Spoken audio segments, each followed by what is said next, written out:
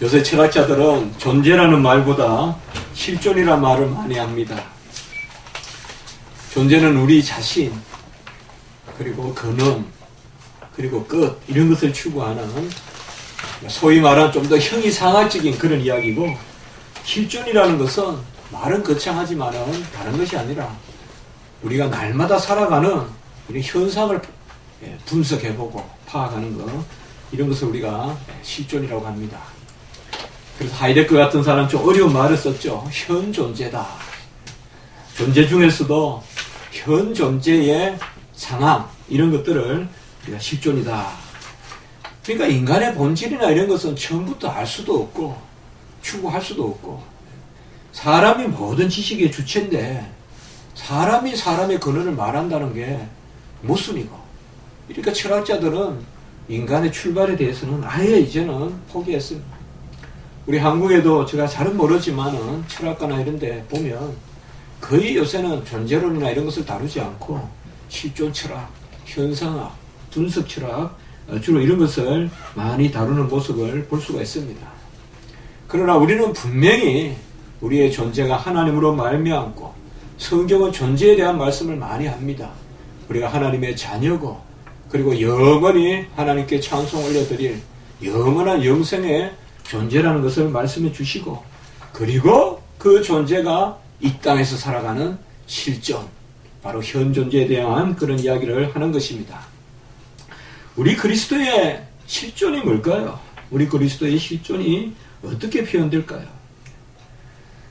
여러 가지 우리가 말을 할 수 있겠지만 사도 바울은 그 그리스도인의 실존을 성령의 소욕과 육체의 소욕이 다투는 것이다, 이렇게 이야기하고 있습니다. 그러니까 우리의 실존을 말하라 그러면 계속 다투는 겁니다. 내 안에서 성령의 소욕과 육체의 소욕이 계속 다투고, 그런 상황을 또 사도 바울은 공고하다라고 이렇게 말하고 있습니다. 로마서 7장 25절에 보면, 오라 나는 공고한 사람이로다. 내 자신이 마음으로는 하나님의 법을, 육신으로는 제 법을 섬기노라. 저는 우리가 기독교인이라고 하면 최소한 마음으로는 하나님의 법을 섬긴다고 여깁니다. 하나님께 구하지 않겠어요? 하나님께 바라지 않겠어요? 하나님이 전지전능하신 알파 오메가라는 것을 믿지 않겠어요? 그러나 마음은 하나님의 법을 쫓되 육신이 여전히 영약하여 죄의 법을 섬긴다. 그래서 오라 나는 공고한 자로다. 어떻게 보면 이 사도 바울은 거듭난 존재지만은, 거듭난 하나님의 자녀지만은 이러한 공고함이 있다라고 이야기했습니다. 사도 바울에게 이러한 공고함이 있다면 우리에게는 오죽하겠습니까? 물론 우리가 사도 바울보다 못하라는 말 없어요. 우리는 주님같이 되기는 어렵지만 바울같이, 엘리야같이는 될 수 있습니다. 사도 요한같이도 될 수 있어요. 그 넘어도 될 수 있어요, 하나님 보시기에. 그러나 그래도 최고의 하나님의 일꾼 아니에요, 사도 바울이. 그도 공고하다 그랬으면 우리가 오죽하겠습니까? 그러면 우리의 실존이 뭡니까? 육체의 소욕과 성령의 소욕이 내 안에서 계속 다투고, 하루에 수만 번, 수십억 번, 수조 번 다툽니다. 1초에도 몇천 번 다툽니다. 내 안에서 다다다 다툽니다. 금방 다툽니다. 생각 가운데서도 육체의 소욕과 성령의 소욕이 다툽니다. 그런 가운데 공고합니다. 그럼 그것이 우리의 끝이냐? 그게 아니라는 것이죠. 바로 우리는 그 가운데 돌이킴이 있습니다. 우리 그리스도인의 실존은 그 공고한 가운데서 날마다 돌이키는 역사가 있습니다. 한 길로 쭉 가지 않습니다. 잘못된 길로 끝까지 가지 않습니다. 항상 돌이키는 것이 있습니다. 이 땅의 삶은 완전하지 않기 때문에요. 우리는 이 땅을 떠나기까지 완전하지 않습니다. 이 말은 뭐예요? 우리가 죄의 유혹이 있고 죄의 길에 설 수 있다는 겁니다. 허물이 있다는 겁니다. 사실 있는 그대로 말하면 하루도 죄 짓지 않고 못 삽니다. 거짓말입니다. 요한 1서에서 말했듯이 우리가 죄가 없다면 거짓말하는 자다라고 이야기했어요. 그렇다면 공고함이 있어요. 사도 바울도 죄에서 자유하지 않았어요. 그가 근본적인 죄로부터는 자유함을 누렸지만은 날마다 일상적인 삶 가운데서는 그도 자유롭지 못했기 때문에 공고하다라고 이렇게 이야기했어요. 그러면 우리의 소망이 뭐예요? 공고한 데서 끝이 나느냐? 그게 아니다 이 말이에요. 탕자같이 잘못된 길을 가더라도 다시 돌이키는 그런 하나님의 은혜가 있다. 그래서 우리 그리스도인의 실존은 바로 이 돌이킴이다. 저는 그렇게 한번 이야기해 봅니다. 오늘 제목이 여호와께로 돌이키는 믿음. 우리는 바로 날마다 믿음이 있다 그러면 이 돌이킴의 소망이 있어야 돼요. 돌이킴의 달콤함을 예상하고 살아야 돼요. 내가 지금 아무리 부끄럽고 하나님 앞에 아무리 절망스럽고 내가 하나님 앞에 눈물밖에 없고 애통함밖에 없어도 하나님 앞에 돌이키는 그 달콤함의 소망이 있어야 돼요. 우리 기독교인의 최고의 아름다운 모습, 승리는 뭐냐? 돌이키는 거예요. 내 자질이 높은 게 아니에요. 내 어떠한 됨됨이가 절대적으로 비교돼서 그것이 우리 실존의 고상함이 아니에요. 우리 기독교인의 실존의 가장 고상함은 바로 돌이키는 것이다. 사도 바울이 로마서 7장 25절에 오라 나는 공고한 자로다. 마음으로는 하나님의 법을 육신으로는 제 법을 섬기노라 하고 그것이 절망이 아니고 소망이라는 것은 바로 이어지는 로마서 8장 1절과 2절의 말씀에서 말해주고 있습니다. 우리 설교자들이 이 부분을 잘 보지 않아요. 그러니까 7장만 보고 8장을 바로 연결해서 봐야 됩니다. 8장 1절과 2절에 보면 그러므로 이제 그리스도 예수 안에 있는 자에게는 결코 정죄함이 없나니 이는 그리스도 예수 안에 있는 생명의 성령의 법이 죄와 사망의 법에서 너를 해방하였습니다. 공고함이 있지만은 그 사도 바울의 고백은 어디로 가느냐? 담대함으로 나아간다 이 말이에요. 예수 안에 있는 자에게는 정죄함이 없다. 우리는 정죄함이 없어요. 죄에 대해서 깨닫게 해요. 연단도 주세요. 매도 드세요. 해초리도 때려요. 그러나 궁극적인 정죄함이 없어요. 생명과 성령의 법이 죄와 사망의 법에서 너희를 해방하였습니다. 오늘 우리가 살펴보는 이 유대왕 16대 요시아는 바로 오늘 마지막에 2절 읽은 그 부분에 보면 그전에도 없었고 그 후에도 없었고 뭐로? 돌이킴으로. 이 요시아 같이 돌이킨 왕은 그전에도 없었고 그 후에도 없었고 돌이킴의 최고다. 그렇게 하나님께 칭찬을 받은 그 왕이 바로 유대 16대 왕 요시아입니다.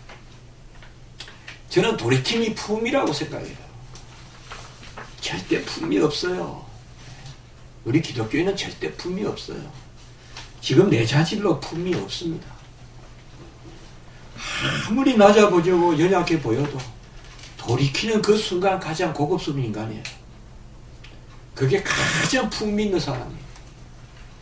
아무리 지금 기생이고 아무리 지금 창녀고 아무리 지금 세리고 가장 하나님께 멀리 있는 그런 죄인들이라도 돌이키는 그 순간이 품이에요. 그게 성하고 그게 능력이고 그때 상급이 있어요. 머물러 있으면 없어요, 여러분들. 돌이킬 때 상급이 있는 거예요, 돌이킬 때. 그래서 돌이킴이라는 게 귀한 것입니다. 항상 우리는 기억할 것은 좌절하면 안 돼요. 절망하면 안 돼요. 가룟 유다같이 내 인생을 내가 포기하면 안 돼요.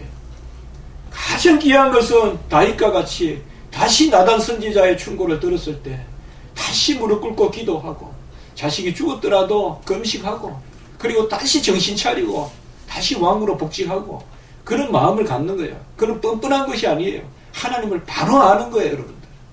하나님을 바로 아는 사람은 하나님의 앞에서 절망하지 않아요. 혼이 나더라도 하나님은 다시 세우시는 하나님이라는 걸 알아요. 그게 바로 돌이키는 거예요. 이 요시아 왕은 그의 아버지가 아주 잔혹하게 살해당했어요. 그래서 어떻게 보면 보질게 인생을 시작했고 불과 8살에 그냥 떠밀려 왕이 되었습니다.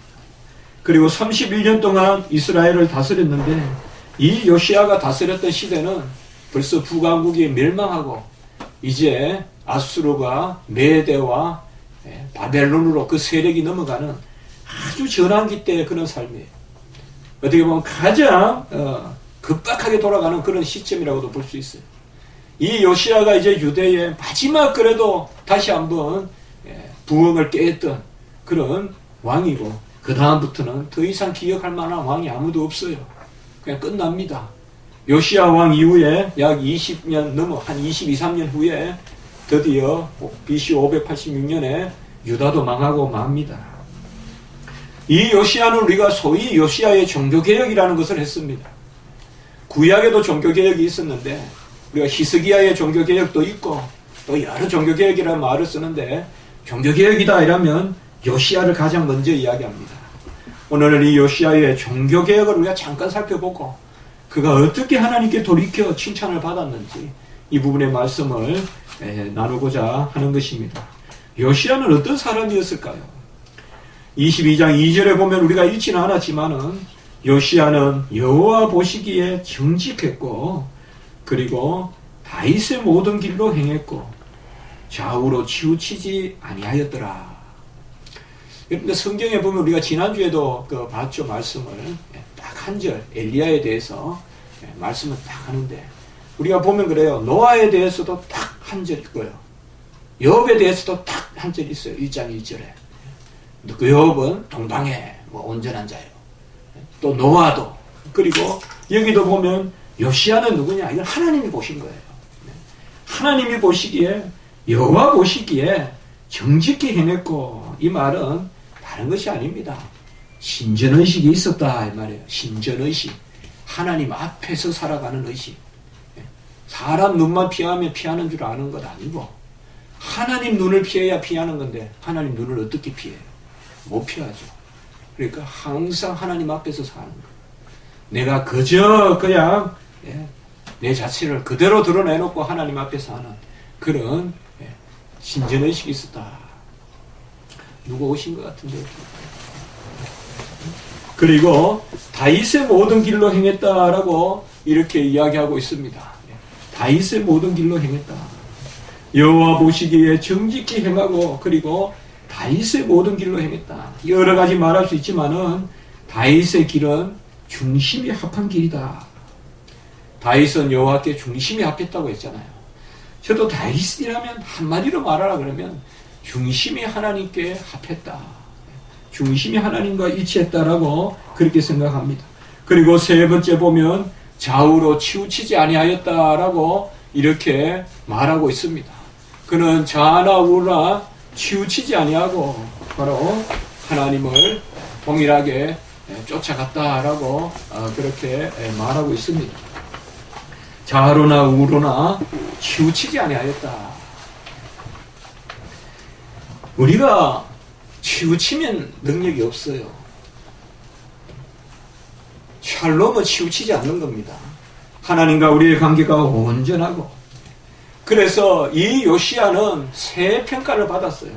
첫 번째는 여호와 보시기에 정직했고, 이 말은 신전의식, 호란데요. 하나님 앞에서 살았고, 하나님 앞에서.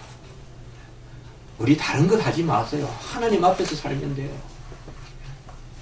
뭐 크게 잘할 생각하지 마세요. 하나님 앞에서 살면 돼요. 하나님 보시기에 부끄러운 일이 있으면 빨리 안 하면 되고, 사람 속에 뭐 될 것 같아도 하나님은 못 속여요. 그러니까 여호와 보시기에 정직하게 행했고, 그리고 다윗의 모든 길로 행했다는 중심이 하나님께 있습니다. 우린 중심을 하나님께 둬야 돼요, 여러분들. 너무도 잘할 생각하지 마세요. 다만 하나님의 일을 걱정하세요. 하나님의 일 때문에 노심초사하세요.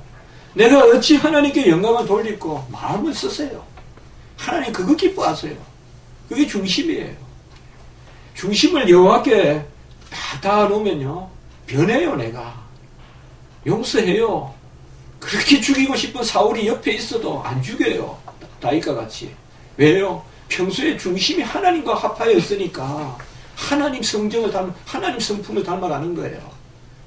다윗이 사울을 죽여도 몇 번은 죽였죠. 옆에 왔을 때. 그래도 하나님이 사울을 세웠다 하면서 그렇게 두잖아요. 그게 바로 다윗을 다윗되게 한 것이잖아요. 중심이 합하고, 그리고 좌우로 치우치면 안 돼요, 여러분들. 항상 말씀으로 다 끌려와야 돼요. 말씀의 자석에 끌려와야 돼요. 절대 내 이성대로 하면 안 돼요, 여러분들. 절대 내 이성대로 하면 안 돼요. 지는 것 같아도 말씀대로 해야 돼요. 지는 것 같아도 말씀대로 해야 돼요. 원수를 내 몸과 같이 사랑하라 했거든. 그저 그 말씀을 내가 붙드세요. 이 말씀을 없이 하지 말고, 내가 이 말씀을 못 지킨다 하면서 하나님 앞에 회개하고 가슴치고 그래야 그 말씀의 복이 내게 임해요. 바로 요시야는 이 세 가지예요. 다른 게 있지 않았어요. 무슨 기술이 좋았거나 치세술이 있었거나 무슨 그런 게 있었지 않아. 세 가지가 있었다 이 말이에요. 여호와 앞에서 정직하게 행했고, 그는 중심이 다윗과 같이 하나님이 합했고, 그리고 여호수아와 같이 좌로나 우로나 치우치지 아니하고 딱 바로 하나님만 바라보고 갔다. 이런 요시야를 통하여서 하나님은 종교개혁을 일으키셨습니다. 요시야의 종교개혁은 두 차례 일어납니다. 제1차 종교개혁은 그가 16세 때 일어나요. 그가 16세 때. 즉이 8년째 일어나는데, 이때는 대체로 부수는 종교개혁입니다. 그냥 무너뜨리는 종교개혁. 그리고 바알과 아세라의 상당을 무너뜨리고 주로 그런 일을 했습니다. 그리고 오늘 말씀은 바로 2차 종교개혁을 감당한 겁니다. 저는 간혹 성경을 읽을 때요, 제가 그 시대로 한번 이렇게 돌아가 보려고 자꾸 생각합니다. 16세에 이 어려운 시대에 눈치 보기도 바쁠 텐데 종교개혁을 했어요. 대단한 거 아닙니까? 다윗이 골리앗 넘어뜨린 것만큼 되는 거 아니에요? 이게 다른 게 아니에요. 중심이 아파니까. 그래서 다 중심을 두고 딴 거 생각 안 하는 거예요. 그러니까 16세에 종교개혁을 일으키고, 그리고 오늘 말씀같이 또 2차 종교개혁을 또한 그가 일으키는 것입니다. 어떻게 해서 이런 일이 일어났을까요? 하나님이 행하신 것이죠. 그의 옆에는 많은 일꾼들이 있었어요. 대제사장 hil기야가 있었고 서기관 사반과 같은 그런 사람들이 있었습니다. 개혁은 단지 부정만 한다고 되는 것이 아닙니다. 교회 개혁은 판단해서 잘못됐다라고 손가락질만 한다고 되는 것이 아닙니다. 개혁은 순종을 해야 됩니다. 하나님의 말씀에 대한 순종을 해야 돼요. 개혁은 판단하는 것이 아니라 여호와의 말씀에 순종하는 것이요. 종교개혁을 하려면 먼저 내 자신의 믿음부터 살펴야 돼요. 남을 판단하는 것만큼 쉽고 즐거운 일이 없어요. 그러나 그것은 성령에 속한 일이 아니에요. 그것으로는 개혁하지 못해요. 먼저 내 자신을 바라볼 줄 알아야 돼요. 2차 요시야의 종교개혁은 바로 이런 부분이 나타나는 것입니다. 특별히 오늘 보면 먼저 2차 종교개혁은 뭐가 계시가 됐느냐? 성전을 보수합니다. 요시야에게 이 마음이 생겼어요. 그동안 버려뒀던 파괴됐던 성전을 다시 지어야 되겠다. 요시야가 아주 똑똑한 왕이죠. 그가 18째 해에, 그렇게 26자예요. 26살 때 이제 2차 종교개혁이 일어나는데, 그가 먼저 성전을 보수합니다. 바로 다윗에게 주었던 마음이죠. 아주 다윗과 비슷한 마음이죠. 아까 다윗의 길로 행했다 그랬잖아요. 다윗도 내 집을 짓기 전에 여호와의 집부터 지어야 되겠다. 느헤미야에게 준 마음이죠. 느헤미야는 성전이 아니라 성벽을 지었지만은 그래도 주의 성 예루살렘이 저렇게 해파되어 있는데 내가 어떻게 여기서 편안할고 하면서 왕의 간언이었지만은, 그래서 먼저 성전을 보수하는데 아주 지혜롭게 합니다. 이미 북왕국이 망했잖아요. 북왕국이 망하고 북쪽의 이스라엘은 완전히 초토화됐거든요. 아수르가 당대의 최고 나쁜 사람들이에요. 그래서 북쪽 이스라엘을 멸망시키고 아예 싹 인구들을 다 데리고 가고 아수르 사람들을 그곳에 살게 하고 그곳에 남은 여자들은 또 통혼을 시켜가지고 완전히 이스라엘 민족들을 아주 그냥 혈족을 그냥 부정하게 만들거든요. 그때 이스라엘에서 에브라임이나 므낫세나 이런 데서 내려온 사람들이 예루살렘에 들어올 때 성전에 세를 냈어요. 그것을 성전에 그냥 사용하지 않고 있었는데 그것을 가지고 이 요시야가 성전을 다시 보수합니다. 저는 이거 생각하면서 남북 통일을 한번 생각해 봤어요. 요시야가 얼마나 지혜롭습니까? 제가 이분 말씀 준비하면서 요시야를 다시 봤어요. 얼마나 지혜로워요. 북쪽의 이스라엘 사람들도 프라이드가 생기잖아요. 북쪽 이스라엘은 다 흩어지고 남은 사람이 겨우 얼마가 이제 예루살렘으로 도망와서 사는데 그 사람들이 내 성전세를 가지고 그저 왕이 있어서 먹고 마시고 하는데 없었으면 얼마나 허무하겠어요. 그러나 뭘 했어요? 성전을 보수하는 데 쓰잖아요. 오늘날 우리나라 총회가 IT나 이런 데 구제 헌금을 해서 어디에 쓰는지 모른다고 지금 난리인데 정말 이렇게 좀 지혜롭게 기도하면서 깜짝 놀랄 이 지혜가 어디서 나왔어요? 자연스럽게 북왕국과 북이스라엘과 남유다를 함께 묶는 일이잖아요. 하나님이 기뻐하지 않겠어요? 그래서 성전을 보수하는 중에 뭐가 발견되느냐? 바로 모세가 전한 여호와의 율법책이 발견됩니다. 본래 신명기 31장 26절에 보면 언약궤 옆에 모세의 오경 율법책을 두도록 되어 있습니다. 아마 이것이 하도 이방의 우상이 득세하니까 여호와의 말씀을 깊은 곳에 감추어 둔 모양이에요. 그런데 그것을 성전을 건축하려고 돈깨를 꺼내다가 보니까 거기에서 말씀이 발견됩니다. 이건 바로 하나님의 은혜죠. 특별히 아마 신명기 28장을 사반을 통하여 읽게 했습니다. 이 말씀을 읽었을 때 요시야는 바로 옷을 찢고 회개했습니다. 우리가 여호와김 왕이 있죠. 여호와김 왕은 에레미야가 바룩을 통하여서 말씀을 전해주었을 때 그 말씀을 어떻게 했어요? 불태워버렸어요. 그게 하나님이 택한 왕과 하나님이 버린 왕의 차이예요. 여호야김은 말씀을 불태워버렸는데 오늘 요시야는 그 말씀을 가지고 바로 가슴을 찢으면서 회개하고 자기가 이 말씀을 가지고 권능을 선포하지 않고 놀랍게 또 지혜를 발휘해서 서기관과 제사장과 선지자들에게 나와 및 이스라엘과 유다에 남은 자들을 위하여 하나님께 물으라, 하나님께 여쭈라. 오늘 이 말씀이 어떤 의미인지 하나님께 여쭈라 라고 13절에 말씀하고 있습니다. 나와 백성과 온 유다를 위하여 이 발견한 책의 말씀에 대하여 여호와께 물으라. 그리고 그 말씀을 이제 훌다 여선지자를 통하여서 받고 그리고 종교개혁을 감행하는 것입니다. 성전을 보수해 놓고 말씀을 하나님이 주시고 중심이 하나님께 있으니까 하나님이 말씀을 발견하게 하시고 그 말씀을 쫓아서 바로 종교개혁을 하게 하는 것입니다. 여기 있는 부족한 종은 개혁에 대한 한국교회 개혁에 대한 기도가 있습니다. 우리 십자가지기교회는 연약하지만은 이 큰 뜻을 가지고 있습니다. 한국교회는 분명 개혁되어야 됩니다. 지금 이 모습으로 안 됩니다. 요새 불교가 난리지만은 우리 개신교도 정신 차려야 됩니다. 한국교회는 개혁되어야 돼요. 중심을 하나님께 두어야 돼요. 어떻게 하나님께 영광을 올릴 것인지 생각하면 하나님이 길을 열어주세요. 필요한 말씀을 발견하게 하세요. 요시야는 이 말씀을 가지고 종교개혁을 감행했어요. 전체 백성을 모아서 이 말씀을 전부 읽었어요. 전부 이 말씀을 읽고 이 말씀을 쫓아서 마음과 뜻을 다하여 이 말씀을 순종하라고 했어요. 우리 한국교회는 지금 이 일을 몇백 번 해도 이미 늦었어요.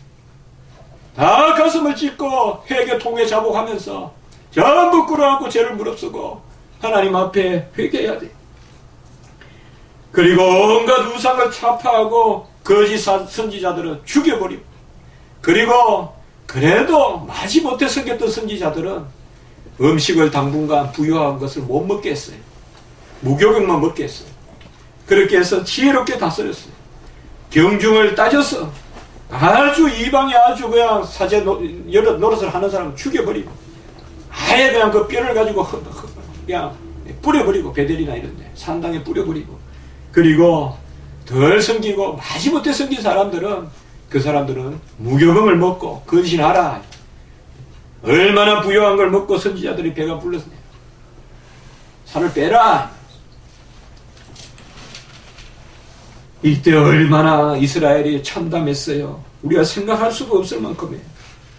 성전의 바알과 아세라와 이를 성신을 섬기는 우상들이 절비했어요. 성전의 말이에요. 그 솔로몬의 성전의 말이에요. 그 솔로몬의 성전에 바알과 아세라와 이를 성신을 섬기는 우상들이 절비했고, 심지어는 창녀의 집이 있었는데, 남자 창녀에 이거는 또 남창의 집이 있었다. 왜요? 여자들이 아세라를 섬기는 그 사제인데, 이 아세라는 풍요의 여신이에요. 풍요의 여신이라서 음란해요. 그래서 여사제들이 아세라를 섬기기 전에 남창을 접하고 가는 거예요. 이것은 성전에서 한 거예요. 성전에서. 성전에 이런 것들이 있었어요. 이것을 그냥 싹 다 해파해버리고 불살라버리고 기도론 세력가에 쫙 뿌리고, 여러분 기도론 가면 있어요. 가보면 거기가 다 주님이 죽어 돌아가셨던 바로 아겔다마, 가룟 유다가 죽었던 아겔다마, 골고다, 그쪽이 다 있어요. 이스라엘 가보면 그쪽이 기드론 계곡이에요. 그쪽에 뿌려버렸어요. 그 저주의 계곡이라고 해요. 싹 뿌려버렸어요. 북쪽 게바에서 남방 브엘세바까지 산당을 다 해파하고, 흰놈의 골짜기가 있잖아요. 그곳에서 바로 도벳사당을 폐하고, 도벳사당은 뭐냐 하면 아이들을 불살라 죽이는 바로 몰록신을 섬기던 곳이에요. 이렇게 이스라엘이 타락했어요. 그리고 유다 여러 왕들이 태양을 위해 말을 바치고, 그리고 태양 수레를 타고, 이건 그리스 로마 신화에 있잖아요. 여러분. 헬리오스 신이니 뭐니 하면서 태양신 있잖아요. 태양신들이 수레를 타고 다니잖아요. 그걸 또 섬긴 거예요. 그래서 태양의 숭배를 하고, 그것도 그냥 싹 다 없애고 우상을 싹 없앴어요. 솔로몬이 세운 아스다롯 우상과 그모스 우상과 밀곱 우상을 없애버리고, 그모스는 모압의 우상이요 밀곱은 암몬의 우상이잖아요. 그리고 여로보암이 베델에 세운 상단도 없애고, 요아스가 세운 다락방에 세운 제단도 없애고, 므낫세가 성전 마당에 세운 두 제단도 없애고, 아마 바알과 아세라를 섬겼겠죠. 싹 다 없앴어요. 얼마나 타락했습니까? 그리고 요시야는 바로 돌이켰습니다. 오늘 25절의 말씀과 같이 요시야와 같이 마음을 다하며 뜻을 다하며 힘을 다하며. 요시야의 종교개혁은 뭡니까? 그의 기술이 아닙니다. 그의 학식이 아닙니다. 마음과 뜻과 힘을 다하여. 같이 합시다. 마음을 다하며 뜻을 다하며 힘을 다하며. 여기에 전치사 콜이라는 게 있어요. 히브리어에. 이게 다 한다. 전부라는 뜻이.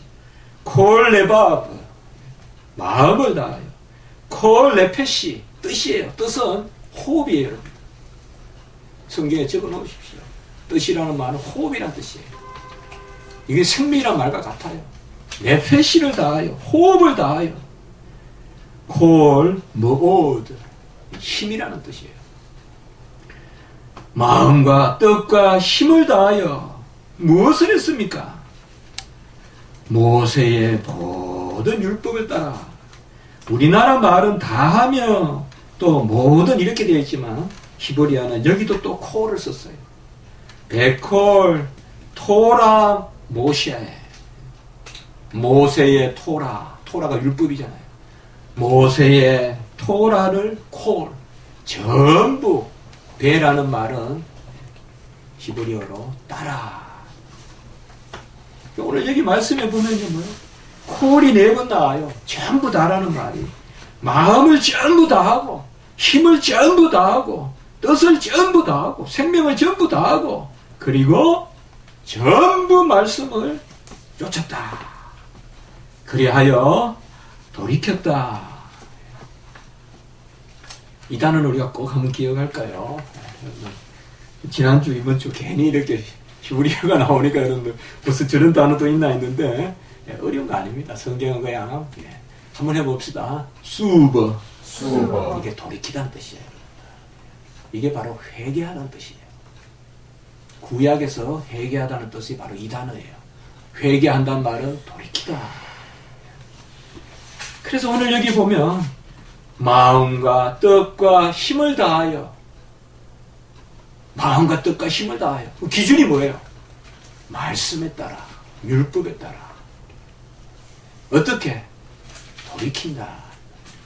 이것이 바로 종교개혁입니다. 이것이 바로 오늘날 세계교회가, 제가 이렇게 말하니까 꼭 지금 한국교회가 큰 문제가 있겠거니 아닙니다. 교회는 항상 개혁돼야 되는 게 바로 모토입니다.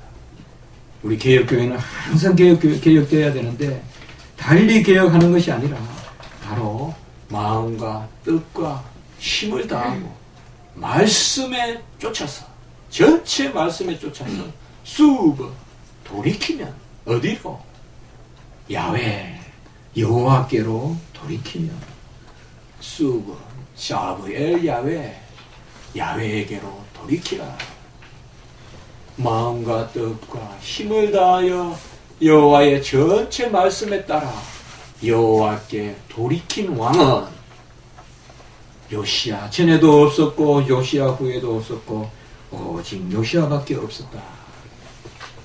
에스겔서 18장 32절에 보면 주 여호와의 말씀이니라 죽은 자가 죽는 것도 내가 기뻐하지 아니하노니, 이 말은 곧 죽을 자가 죽는 것도 하나님은 기뻐하지 아니하노니 너희는 스스로 돌이키라 살지니라.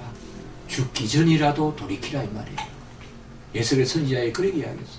죽기 1초 전이라도 돌이키라. 스스로 돌이키고 살지니라. 에스겔서 18장 32절에 이야기했어요. 죽을 자가 죽는 것도 여호와는 기뻐하지 아니하노니 스스로 돌이키라. 그리고 살지니라.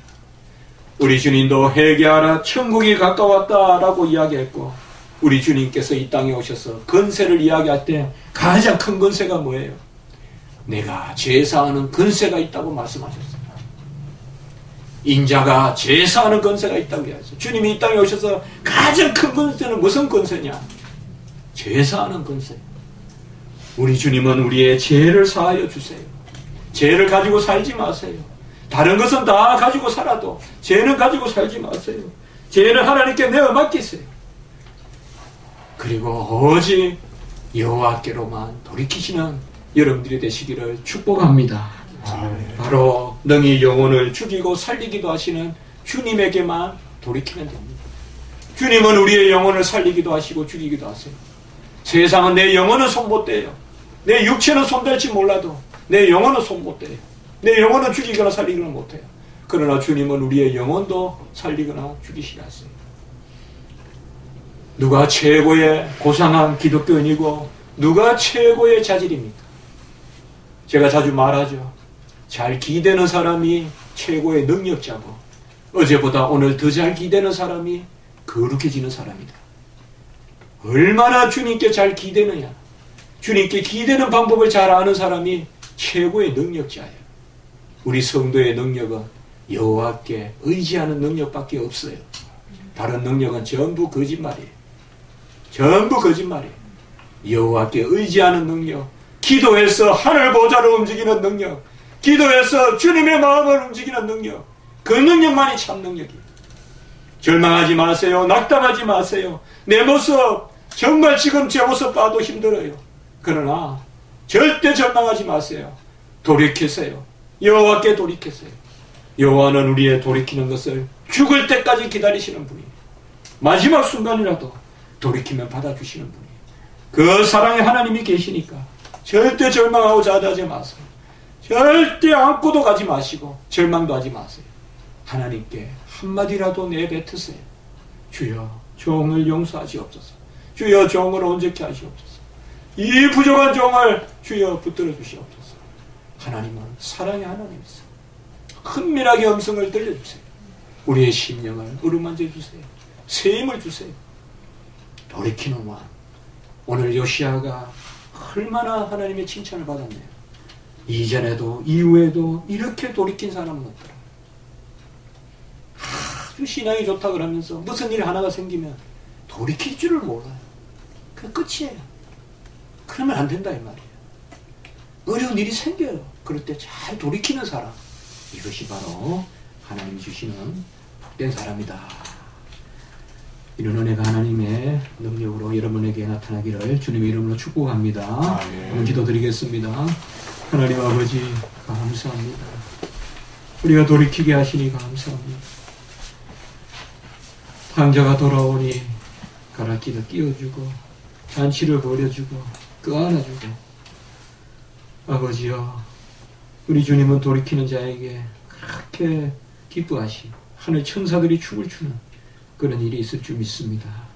우리가 이 세상에서는 공고함이 있습니다만 절대 절망하거나 좌절하지 말게 하시고, 가룟 유다같이 그런 아버지여 우매한 자리에 서지 않게 하시고, 다윗과 같이 잘못했더라도 바세바를 범했더라도 다시금 무릎 꿇고 기도해서 정말 그가 하나님의 인정을 받는 그런 아버지여 돌이키는 저희들이 될 수 있도록 주여 도와 주시옵소서. 감사하고 구주 예수 그리스도 이름으로 기도드리옵나이다. 아멘.